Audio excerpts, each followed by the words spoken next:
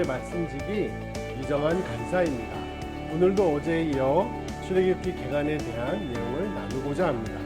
출애굽기 본문 묵상 전에 개관을 살펴보면서 출애굽기에 대한 이해가 더 깊어지기를 바랍니다.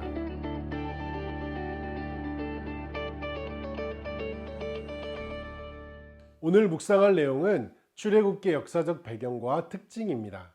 먼저 출애굽기의 저자부터 살펴볼까요? 출애굽기는 전통적으로 모세에 의해서 기록되었다고 추정되어 왔습니다. 출애굽기 본문에 구체적으로 모세가 기록했다고 언급되거나 또는 기록하도록 지시했다고 분명하게 밝히고 있습니다.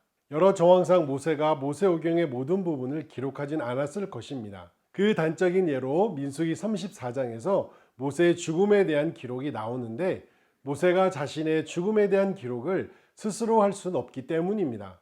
또 출애굽기 어떤 부분들에는 후대의 독자들이 이해할 수 있도록 지명이나 표현 등이 그 당시의 용어로 바뀌어 쓰인 경우도 있습니다. 이러한 일부 예외적인 사항들이 있음에도 불구하고 출애굽기는 주로 모세에 의해서 기록되었다고 이해하는 것이 올바른 판단일 것입니다. 출애굽기는 다른 성경이 그러했듯이 지속적으로 이 이야기가 역사적으로 신뢰할 만한지에 대한 질문이 제기되어 왔습니다. 성경에서 언급되는 이야기가 역사적인 사실임을 뒷받침해주는 자료들이 실제로 많이 존재합니다. 그러나 출애굽기 이야기가 실제라는 여러 고고학적인 증거가 있음에도 불구하고 출애굽기에 대한 여러 논란을 잠재울 수 있는 가장 큰 이유는 따로 있습니다.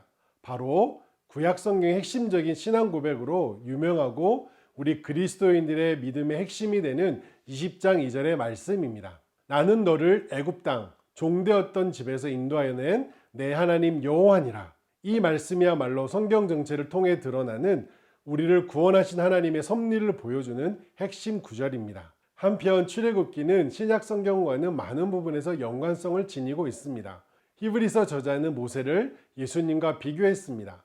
모세가 애굽의 종으로 고난 중에 있던 이스라엘 백성들을 구원했다면 예수님은 죄와 그 삭스로 죽음 가운데 있는 하나님의 백성들, 교회를 구원하기 위해 오셨습니다. 그리고 예수님은 바로보다 훨씬 더 흉악한 사탄을 격파하심으로 우리를 구원하셨습니다.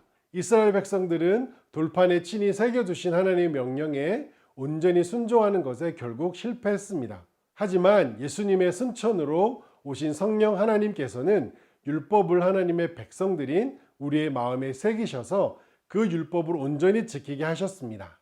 결국 성령님은 출애굽에서 드러난 하나님의 구원 계획을 온전하게 완성하신 것입니다. 출애굽기에서 하나님은 노예였던 이스라엘 백성들을 향해 처음으로 나의 백성이라는 표현을 쓰십니다. 이전까지는 개인으로 부르셨던 하나님이 이제 이스라엘 백성 전체를 부르시고 구원 역사를 이루어 가십니다. 출애굽기를 통해서 우리는 이스라엘 백성들이 더 이상 노예가 아니라 하나님의 백성으로 세워져 가는 과정을 보게 될 것입니다.